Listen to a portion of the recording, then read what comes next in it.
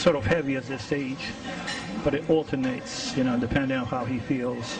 His energy levels, we just began to implement our cardio regimen and drop his carbs a little bit low. Nothing too drastic. He doesn't hold much fat. It's just a lot of water right now.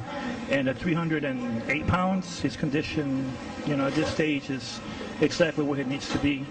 You know, the contest is not next week. It's not in 2 weeks from now. It's in 8 weeks. We have more than enough time to peak perfectly, you know, the day that it requires to peak. So sometimes they have a lot of athletes looking great 2 weeks before the show, 6 weeks before the show, but it's about, you know, getting the work done at this moment to be productive on that day. So right now we're starting with the bench press movement. Yeah, this warm-up is excellent, man. I mean, kind of Oscar Odom.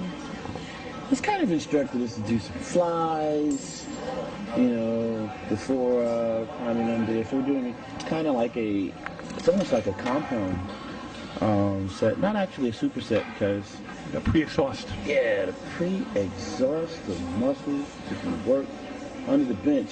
As we all know, Greene is trying to bring up his chest for the Olympia. So here we go. After the Arnold, we wanted to take some time to rest and recuperate and clean out his system a little bit so we can make some gains in a short off season before the Olympia, and focus basically on the basic movements. I mean, if you work for Lee Haney, you work for Dorian Yates, you work for Ronnie Coleman, they all have massive chests, always focusing on the basic movements, you know, bench press, incline press, dumbbell presses, and flies. Just a matter of being consistent and going heavy and allowing the body to recover and grow, and then doing it all over again. Combine that with a high protein diet and rest. We really wanted to make sure that this year his chest, his shoulders are very dominant, especially the most muscular and the front lat spread. So you'll definitely see a much more improved Kai. Our goal has always been to always outdo what he's done before. So, you know, this Kai Greene will definitely, you know, be blowing away the Kai Greene of the Arnold, just like the Kai Greene of the Arnold blew away the Kai Greene of the New York Pro, and always improving and getting better. It's not it's not body maintenance, it's bodybuilding. So always, you know, continue to strive to improve in all fronts, you know, psychologically, nutrition, and training. So as you can see right now, he's warming up with 3 plates, getting ready for the heavy resistance to come. Well, you know, I've said on numerous occasions, I've introduced Oscar and described him as, you know, my mentor, training partner, and coach. Technically, you know, I think for the first time, the audience is getting, you know, a sneak peek opportunity to kind of like, you know, be the fly on the wall in some respect and kind of, you know, get a picture of what that looks like. And this is that opportunity. This is a gym that we, you know, very interestingly enough, you know, started out at. You know, Oscar trained here as a teenager, and moved around and moved on. I too, when I met Oscar, was brought down here and trained here as a teenager, you know. So yeah, I worked at the gym, had to mop the floors at one point, and was doing the mirrors at the gym, and, you know, ate at the gym, and tanned at the gym, and trained at the gym. Spent a lot of time as a gym rat at this gym and others.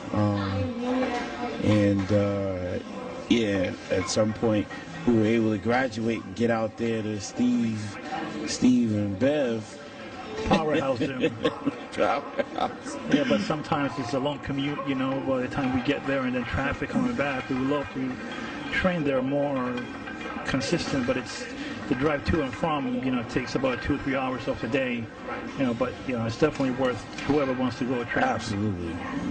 Well, I think there's a need for all type of equipment. However, for the type of goal that we're trying to achieve and accomplish, I believe, always taking the most efficient route, nutrition-wise, training-wise, and in developing the chest tissue. Yeah, you have a lot of hammer strength machine and this shiny, fancy new machine made by this other company, but nothing beats the basics. When it comes to squatting for legs, bench pressing or incline pressing for chest, and that's what we focus on. It seems to have been working, so if it's not broken, we don't fix it. So we always strive to maintain with the basic movements and go freaking heavy. And eventually, when you go this heavy, as in 5 plates right now, a lot of the chest is being utilized, the shoulders, the triceps, and just stabilizing the weight as he goes up and down, which you really can't do if you do it in hammer strength. So there's it's harder. It's harder to squat free weight. It's easier to do in assist machine and leg presses. So that's why you don't see a lot of people squatting 4 or 5 plates with 20 reps when they can do it in a Smith machine. It's a lot easier, but we're not trying to make it easier. I'm trying to make it harder. Whenever you make an exercise harder, you make it better, because the muscle has to work that much more hard to bring the weight up, and therefore breaks it down, and through nutrition and rest builds it up stronger than ever. I believe in listening to my guru / coach / mentor / training partner. Yeah, I just believe in getting it all done in the way that it possibly can be done. Are you Ronnie Coleman? No, do I believe in strip sets? Yeah, at times, we do that. The other times that we do rest pause. Whatever it takes to get the job done. Intensity could be described in many different ways. This is one way to make it intense and to fatigue the chest muscle before we move over to inclines. But there are times that we go to 5 plates and we rest pause, do another 2 reps, rest pause. Eventually he gets 10 or 12 reps with that, and he's just fried. So it depends. So sometimes we do strip sets, and sometimes we do something else. There's no right one way to skin a cat. There's no wrong one way to develop the physique. You find instinctively what works best for you, and you stay with that regardless if the whole world's against you. You do it, and if you believe it and you see results, you stay with it. I don't want to bore the fans out there with the facts of the matter is, a lot of times it's just not as awesome, I guess, in actual application as it may sound in theory. Reality is, I eat pounds and pounds of meat a day. That's the fact. Sometimes we're cycling up right now. Chances are before we get to the event, we may be just doing like another experience of, we've done as much as 9 or 10 pounds of fish and steak, going into an event. I know some guys can't do that, some people may believe that's impossible to do, I don't want to set limits for other people, and a lot of times when we talk specifically about what you do, you can help other people set limitations on what they can, so